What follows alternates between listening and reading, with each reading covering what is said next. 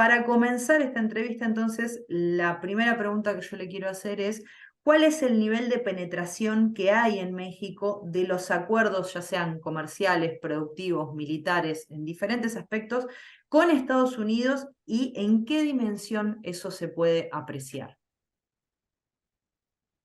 Bueno, lo que pasa es que tenemos una historia muy larga de relaciones con Estados Unidos. Entonces, y una frontera enorme también. Y eso hace que sí, efectivamente haya habido una interacción permanente desde hace mucho tiempo. Una interacción, pues de repente conflictiva, de repente más armoniosa, pero que sí es, digamos, un hecho insoslayable. Cuando uno quiere analizar México, no puede prescindir de las consideraciones que tienen que ver con la relación con Estados Unidos. Pues parte de nosotros mismos, ¿no? Desde mucho tiempo atrás, digamos, la industrialización en México, todo eso se construyó a partir de la relación con Estados Unidos. Eran las empresas estadounidenses las que, por un lado, arruinaron como esa pequeña producción que había en el país y por el otro, las que impulsaron la industrialización propiamente dicha. Entonces, tenemos una muy larga historia, pero también una historia que no es solo económica, es cultural, es, por ejemplo, en el terreno de la educación, es muy fuerte la influencia de Estados Unidos en México, que bueno, eso es pues la conquista de mentes, ¿no? De visiones de mundo. Y ahí, bueno, últimamente, más que antes, las escuelas, muchos son privadas ya porque hubo una época de educación pública fuerte, muy extendida, abarcadora, ¿no? Y que además bien planteada, pero poco a poco se la fue comiendo la privatización, digamos, el neoliberalismo abrió ese campo y hoy en día, pues tenemos, todas las escuelas son bilingües y bilingüe casi siempre quiere decir en inglés, ¿no? Entonces, es una influencia muy fuerte en el modo de pensar, en el modo de ser de la sociedad, no solo en la parte económica, también hay una influencia muy fuerte que eh, digamos, preocupa porque además se intensifica cada vez más, que es esta de las políticas de seguridad. Entonces, en el terreno de la seguridad, nosotros tenemos también una larga historia de presencia de podríamos decir, de un cuerpo eh, entre legal e ilegal, ¿no? Formal e informal, de personajes relacionados con las agencias de seguridad en Estados Unidos. En México, en realidad, tenemos oficinas de la CIA, por ejemplo. Se sabe dónde están, ¿no? Tenemos al FBI, tenemos todas las agencias de seguridad de Estados Unidos están presentes en México, pero además un vínculo muy fuerte también de las Fuerzas Armadas, tanto el ejército como la marina, ¿no? Ambos cuerpos que funcionan con relativa independencia entre ellos, pero ambos cuerpos tienen sus relaciones con Estados Unidos. Somos parte del Comando Norte del Ejército de Estados Unidos porque, pues como ese Comando Norte se diseñó para el territorio de América del Norte, del cual formamos parte.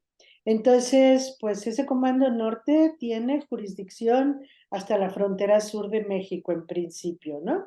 A través de los militares mexicanos, pero no deja de estar presente en muchos lugares, en muchos momentos. Entonces, bueno, ese es frente de integración muy importante. Y yo diría que en términos generales, las políticas gubernamentales en el país, pues como en muchos de los países de América Latina, están sometidas a criterios y presiones de la política estadounidense, a veces a través de organismos internacionales, a veces directamente, ¿no? La presión directa es fuerte. Acá, por ejemplo, incluso contando con que eh, la diferencia de desarrollo que hay entre un país y el otro, entre Estados Unidos y México, ha hecho también que nuestra historia de migración sea fuerte también desde hace ya tiempo.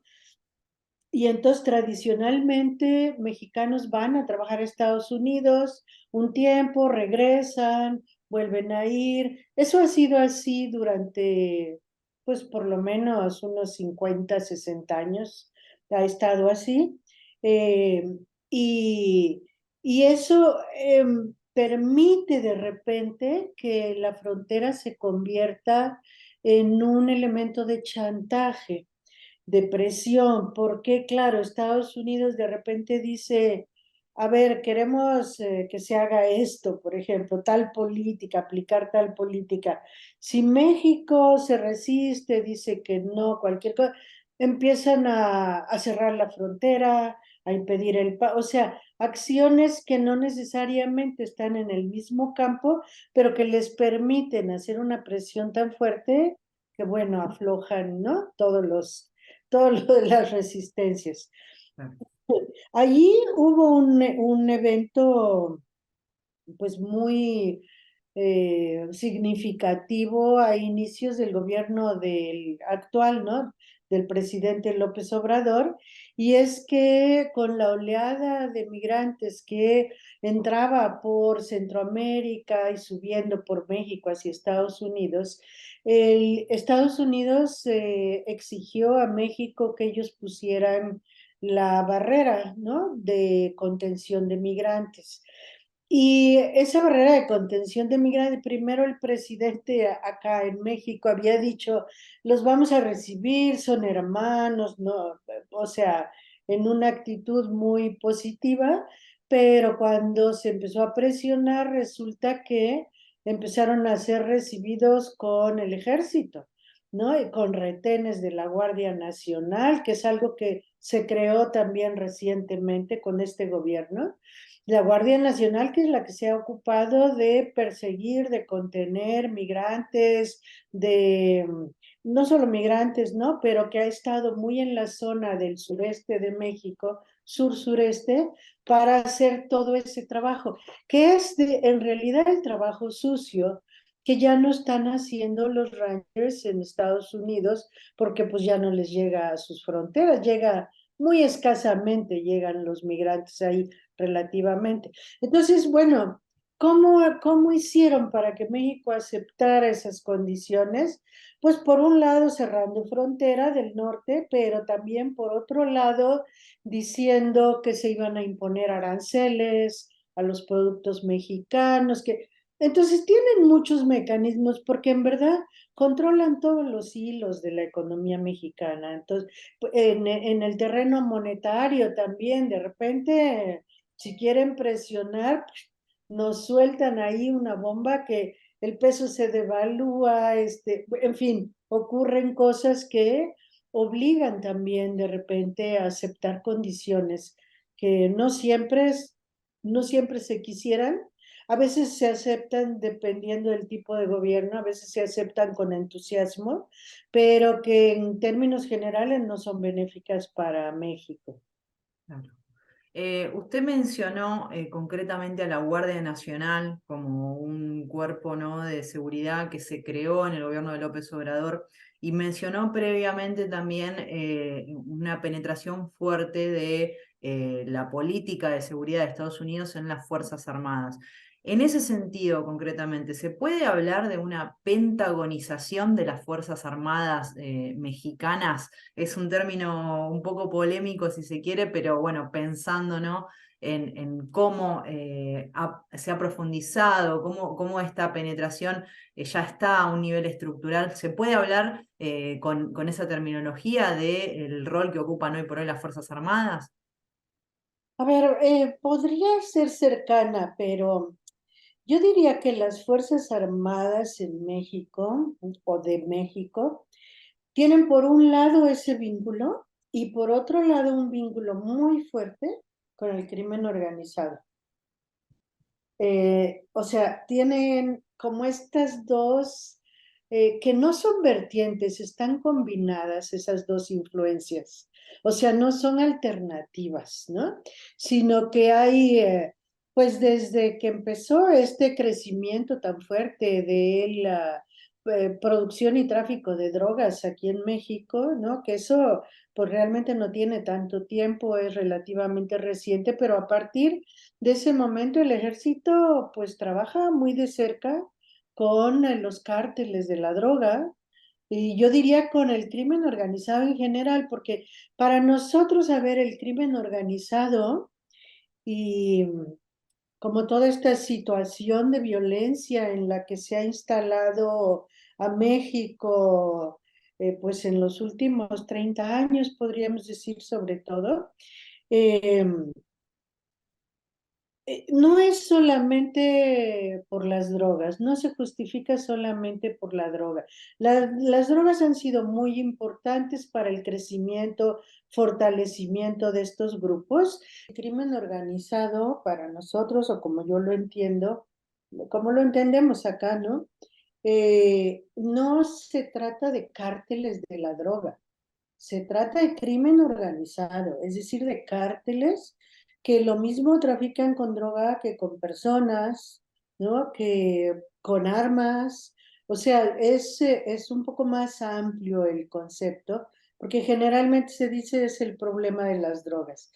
Y el ejército está muy vinculado con estos cárteles. Se han hecho muchísimas investigaciones que demuestran cómo operaciones fuertes, ¿no? De estos cárteles son protegidas por el ejército, reuniones familiares importantes de los capos de los cárteles, asisten altos generales, todas estas cosas están documentadas, ¿no?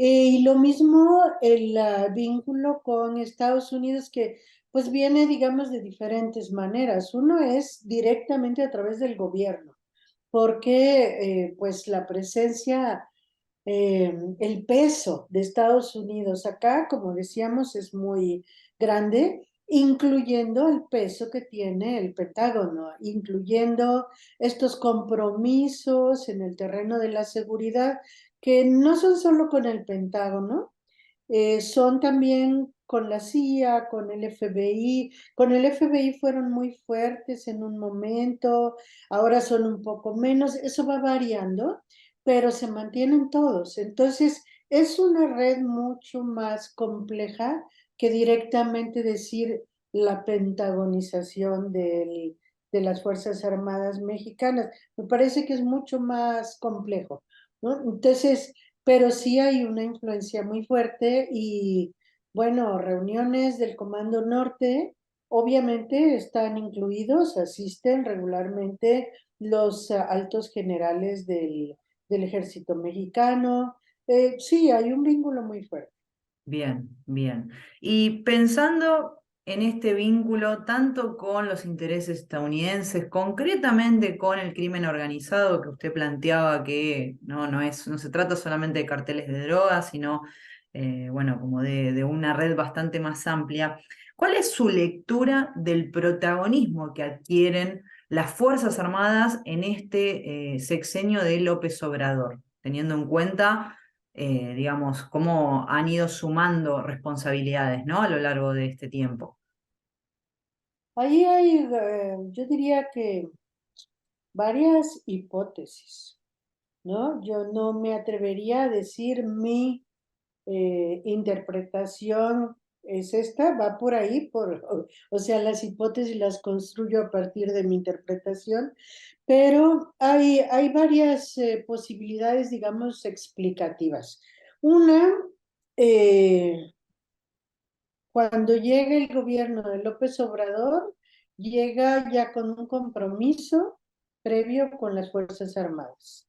Compromiso previo que se le impone porque las Fuerzas Armadas son uno de los grandes poderes de este país, ¿no?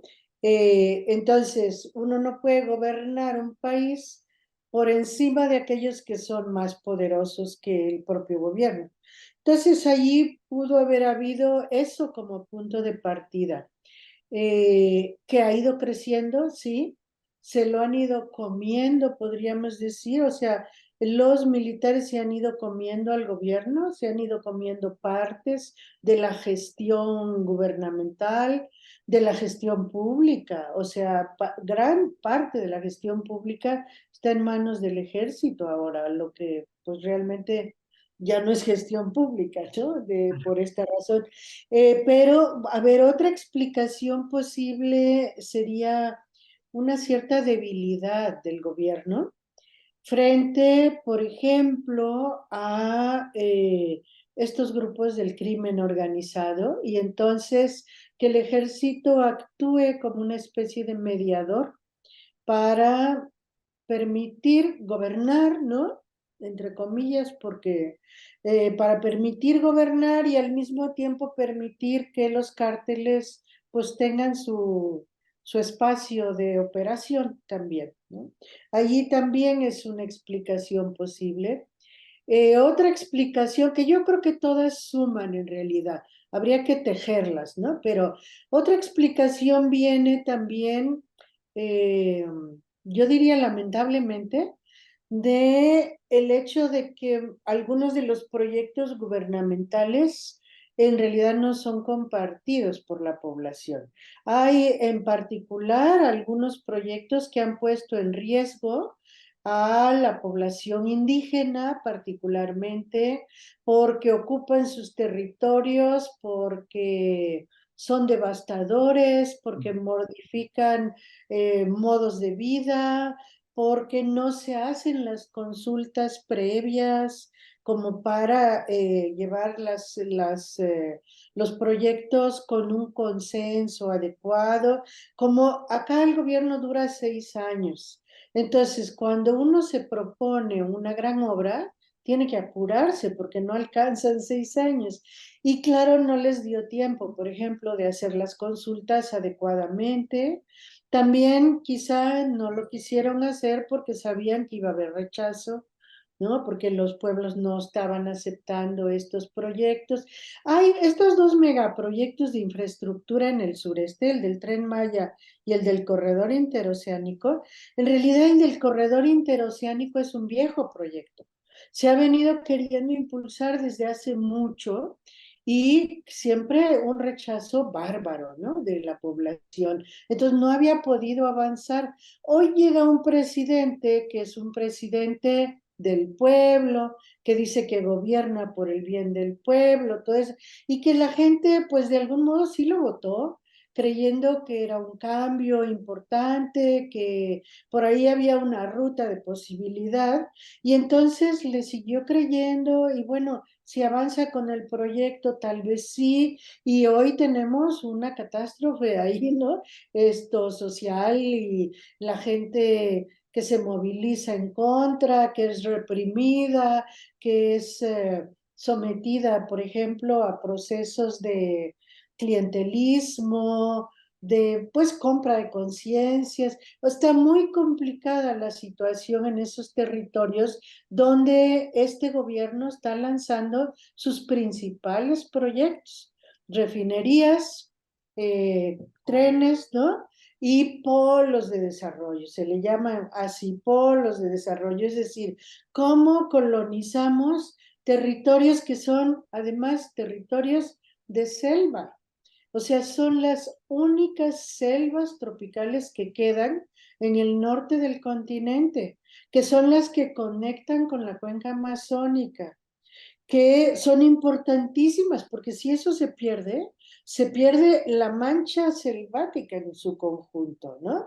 Entonces, bueno, y además porque la gente que vive en estas regiones es mayoritariamente indígena. Hay mucho mestizaje, pero digamos, el origen es indígena y muchos de ellos se reivindican tal cual indígenas del pueblo maya o del pueblo zoque o del que sea, ¿no? Y ellos, su manera de entender la vida, el territorio, incluso su propia reproducción, es en combinación con la naturaleza. Es solamente en esta interacción de ellos con lo que, bueno, en la época moderna se llama la naturaleza y la sociedad, digamos, en la conexión de esto es lo que permite que ellos entiendan su reproducción, su vida actual, su futuro, ¿no? Y eso se les está cortando, por ejemplo. Entonces, también la acción del ejército se ha dirigido mucho a poner, digamos, orden, a disciplinar estos territorios. Es curioso porque ahí, en esta otra, digamos, parte de la explicación, eh, pues el ejército empezó como va a salvaguardar las obras del tren, ¿no? Un poco como desde fuera. Luego se le asignaron tramos de esas obras para la construcción. Ahora se ha dicho que ellos van a ser los administradores de esos trenes. Claro. Y ahora también se les ha dado el beneficio de la renta que se produzca a través de los trenes, del proyecto en su conjunto, ¿no? Y entonces los beneficios del turismo, que se suponía que era una de las apuestas fuertes del gobierno, esto va a atraer muchos turistas, pues esos beneficios van a ser para las Fuerzas Armadas, ya no para el país. Entonces está como hay como una invasión paulatina de todo lo que son los grandes proyectos del gobierno por parte de los militares. ¿Eso es reversible? No, no mucho, ¿no? No mucho, ese es el problema. ¿Cómo saca uno a los militares después de que ya tomaron posesión del territorio, entre otras cosas, ¿no? Están haciendo cosas, por ejemplo, como que en las reservas de la biosfera, hay una en particular que es la de Calakmul, que es importantísima. Esa es una reserva mixta de biodiversidad y de cultura, historia, ¿no? Entonces, reserva mixta es importantísima. Bueno, dentro de esa reserva, en el centro, los militares están construyendo un hotel de lujo para atraer turistas de lujo y que puedan entrar a la selva por un lado, pero también llegar muy rápido al sitio arqueológico. Entonces, al mismo tiempo están dañando el sitio arqueológico, la reserva, ¿no? La selva, y pues son ellos quien les dice que no. Y por más que la gente protesta, hemos protestado no solo la gente local, sino todos, eh, pues sí, pero no, ¿no? Por ejemplo, en la protesta que introdujimos nosotros, nos dicen, la turnan a la Secretaría de la Defensa y la Defensa nos manda una respuesta diciendo que la van a analizar y nos van a contestar. Pues no, o sea, no hay ningún tipo de control sobre este avance militar en todos lados, ¿no? Bien, y pensando en esto, ¿no? En cómo las Fuerzas Armadas han ido avanzando, cómo eso ha chocado con los intereses de poblaciones originarias, ¿no? Principalmente donde se vienen desarrollando proyectos de infraestructura importantes. Y pensando también en el discurso que tiene el presidente, el gobierno mexicano hacia afuera, ¿no? De un México que tiene un gobierno que defiende su soberanía, que defiende su independencia, que defiende su identidad. ¿Cuál es el nivel de aceptación que hay hacia adentro de México, de esa idea que implementa el gobierno sobre lo que es el gobierno en sí, sobre un gobierno autónomo que defiende su soberanía, pensando en este contexto, ¿no? En cómo de repente se le están abriendo posibilidades a las Fuerzas Armadas, teniendo en cuenta el vínculo que tienen las Fuerzas Armadas también, ¿no? Sí. Eh, a ver, el nivel de aceptación es algo variado, porque ahí en estos lugares que están siendo afectados, yo diría que en una alta proporción la gente ni le cree cuando dice eso, o sea, ya dicen, ay, sí, dice cualquier cosa, no es demagogia, ni está de acuerdo, ni nada, ¿no? Hay otra parte de la gente que todavía le quiere creer. En parte porque es esta gente que ha estado vinculada, por ejemplo, a los procesos electorales, que tiene algún puestecito o que ha sido beneficiada por algunos programas sociales. Esa gente todavía dice, pues es que si el presidente lo dice, este es un presidente que apoya al pueblo, entonces ha de estar bien. No necesariamente es que saben si está bien, pero prefieren todavía tener confianza.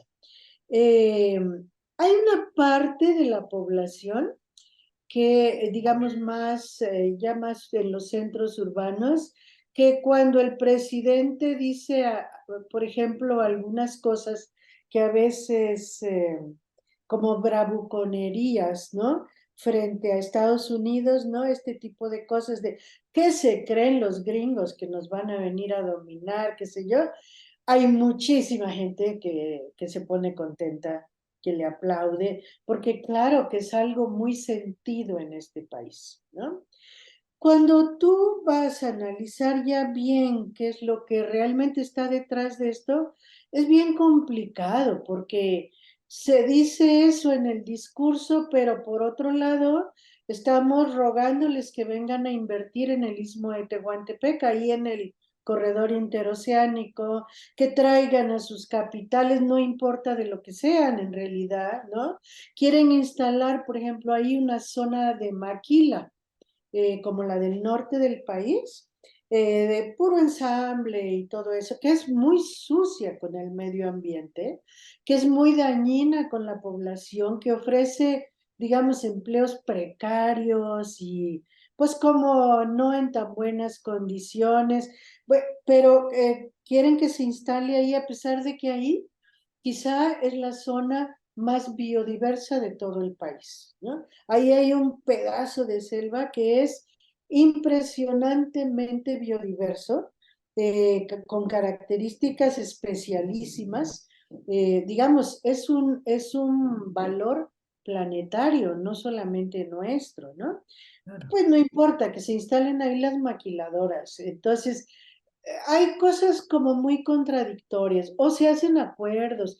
Ahora, hace poquito, muy poquito, estuvieron haciendo ejercicios militares con Estados Unidos, pero el huésped era México, el que convocaba, ¿no? Que invitaba era México y se hicieron justo ahí en la zona del Caribe mexicano, ¿no? Justo donde están estos megaproyectos. Entonces hay como muchas señales que no necesariamente el sentido común las percibe, pero que son contradictorias, que van en otro sentido de lo que a veces está diciendo el presidente en sus discursos. Pero sí tiene aceptación en una buena parte de la población, perdió una buena parte de esa gente que votó por él o que Ujú. estaba dispuesta tener la posibilidad abierta de que sí funcionara este gobierno, ¿no? Aunque tal vez no votó, pero estaba con expectativas. Bueno, esa gente la ha perdido en gran medida, ¿no? Por todos estos proyectos y por un hecho que es muy importante ahí con este gobierno ha sido muy difícil y es que no quieren oír a nadie. No, no hay manera de dialogar con el gobierno, porque ellos ya lo tienen todo resuelto. El presidente incluso así lo ha dicho. No es que eso yo ya lo tengo pensado y ya sé cómo es que está bien. Entonces ya no escucho a la comunidad científica, a los artistas, es decir, ha habido muchas manifestaciones hacia el gobierno, incluso pidiéndole diálogo, no rechazando, sino pidiendo diálogo, y no, descarta, dice, no, estos son adversarios, son conservadores, son de manera muy despectiva. Entonces, eso ha hecho muy difícil la relación. Eh, yo entiendo que visto desde fuera, visto desde América Latina, la percepción es otra. O sea, el gobierno de México ha sido importante, este gobierno ha sido importante de repente como soporte, como barrera incluso para la intervención tan brutal de Estados Unidos en América Latina o para pedir el respeto a los procesos de autodeterminación. Esa política externa siempre la ha tenido México, siempre. Claro. La perdió un poquito en el periodo este del neoliberalismo, que ahí todo se volvió más, podríamos decir, más blanco y negro, pero eso lo recuperó un poco ahora el presidente, la Cancillería, ¿no? Eh, y eso hace que tenga una imagen hacia el exterior, pues de repente interesante, sobre particularmente con América Latina, porque con el resto del mundo no tanto, ¿no? Pero con América Latina sí. Pero cuando uno ve las cosas desde dentro, ve otras cosas, le afectan de otra manera. Y sí puede reconocer un acierto en esa política exterior, pero también hay que reconocer pues las fallas que tiene la política que está llevando adelante en el país, en algunos aspectos, en otros, pues no, Claro. ¿no? Ujú. Ana, usted mencionaba, y ya como para ir cerrando la entrevista, esta va a ser la última pregunta. Usted mencionaba esta estrategia, ¿no?, de la Cancillería, de mostrar un México que defiende los procesos de autodeterminación, que defiende la soberanía y demás. Pensando en que el año que viene va a haber elecciones en México y pensando en que ayer mismo el canciller Marcelo Ebrard salió a decir que bueno, que él va a ser candidato y que por lo tanto va a dejar su cargo. ¿Cuál cree que puede llegar qué es lo que cree que puede llegar a esperarse de una administración de Marcelo Ebrard, pensando en Ebrard como el candidato efectivamente de Morena? Y pensando también en Ebrard como una figura que ha podido llevar adelante una relación interesante con los Estados Unidos, ¿no? Pensando en la penetración que tiene Estados Unidos hacia dentro de México, en la figura de Ebrard y también en lo que deja, ¿no? En esto que vendría a ser como un antecedente a un eventual segundo gobierno de Morena. A ver, ahí el primer punto sería si realmente puede ser el candidato de Morena. Eso no está para nada asegurado. Ujú. Ahí hay una lucha interna muy fuerte porque se disputa con Claudia Sheinbaum, que es la candidata del presidente, ¿no? Aunque él dice que él no tiene, es su candidata desde que entró al gobierno. Entonces, ahí la pelea no estoy muy segura que va a resultar en que Morena apoye a Ebrard, sino que tal vez él está intentándolo, pero está también abriendo la puerta para jugar por otro lado, o sea, para jugar con una candidatura externa a Morena, no lo sé. No, acá estamos todos en este Especulando. momento en Sí. la misma, ¿no? Tratando de atar cabos y no está fácil, que para ellos mismos no está fácil. Eh, eh, y yo creo que esta acción de Ebrard fue un poco sacudir las cosas, porque así como iban, no le estaban funcionando. Y el presidente a veces cuando no quiere definir, pues simplemente evade los asuntos y, y nadie sabe al final qué es lo que realmente va a hacer, va a decidir que está pensando, y este era el caso ahora, ¿no? Entonces, bueno, eso sería el primer punto. Si él saliera por Morena, pues sí, podría ganar. Si sale por una alternativa, quién sabe si pueda ganar, porque mm, digamos, la oposición, que ahora es lo que está fuera de Morena, está débil, dividida, deslegitimada. Ahora recién acaban de hacer declaraciones de que no van a ir juntos unos, que, en fin, que eso todavía tiene tiempo, porque en este país lo que se descompone se recompone muy rápidamente, pero no está muy claro que por ahí pueda ser un soporte fuerte para él. Es cierto que es un candidato que tiene buenas relaciones con Estados Unidos, buenas relaciones con América Latina. Digamos, en la parte de política internacional, él ha sido muy cuidadoso y no tiene, yo diría, oposiciones fuertes ahí, ¿no? Más bien, creo que habría agrado con que él fuera el candidato. Eh, Internamente es conocido por el trabajo que hizo cuando fue gobernador de la Ciudad de México. En, yo diría que en términos generales lo mismo, hizo un buen trabajo, con por ahí quizás algunos puntos oscuros como aumentar las políticas de seguridad, por ejemplo, pero en términos generales fue así como una ciudad cuidada, agradable, ¿no? Como que la gente estaba a gusto cuando estaba él ahí. No, yo no me inclinaría, yo no daría ninguna calificación, digamos, ni a él ni a ningún otro. Está la moneda completamente en el aire. Yo sí creo que está entre él y Claudia, que los otros candidatos están solamente ahí un poco para hacer el juego del relleno. ¿Cómo se va a poner ahí la pelea?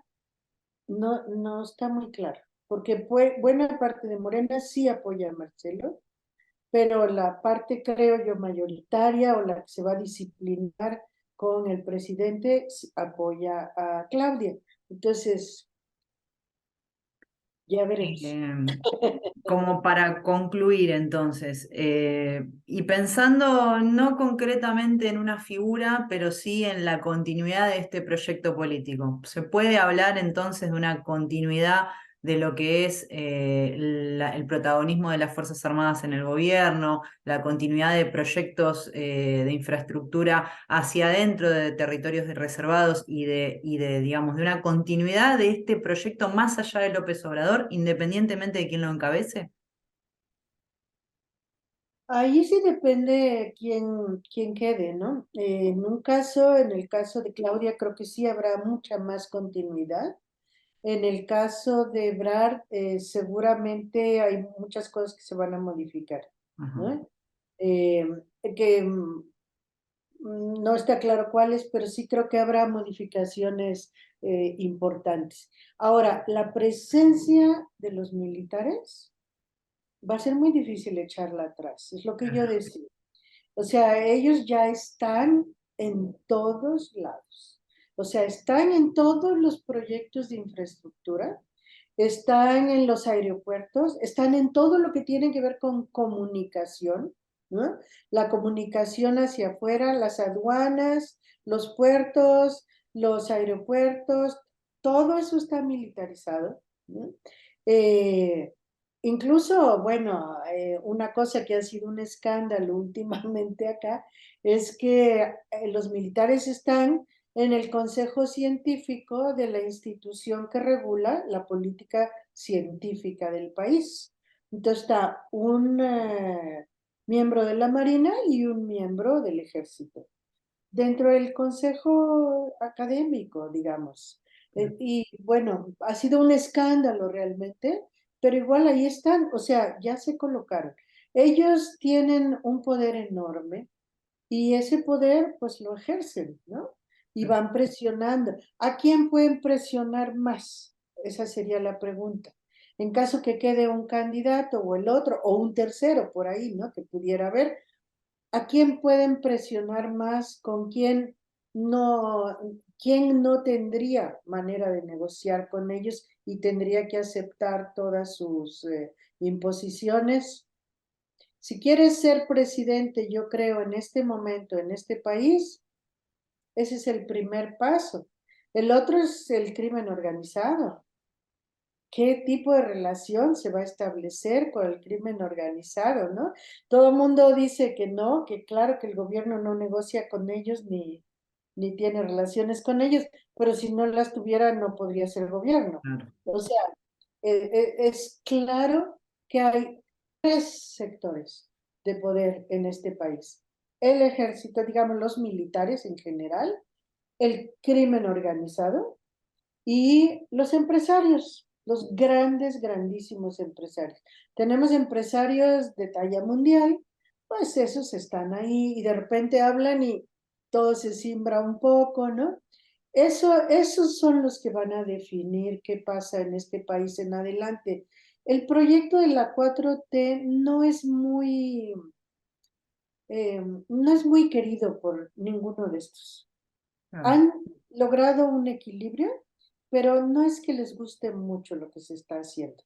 Y a veces tampoco les importaría defenderlo porque no es algo ni que les beneficie ni nada, ¿no? Entonces yo creo que ese proyecto, no sé, eh, quizá poco a poco se va a ir eh, diluyendo. Desintegrando, claro. Claro. Sí. Bueno, Ana Esther Cesenia, muchísimas gracias por este ratito con Pía Global. Te agradecemos, bueno, por este ratito, también por las definiciones que nos has dejado.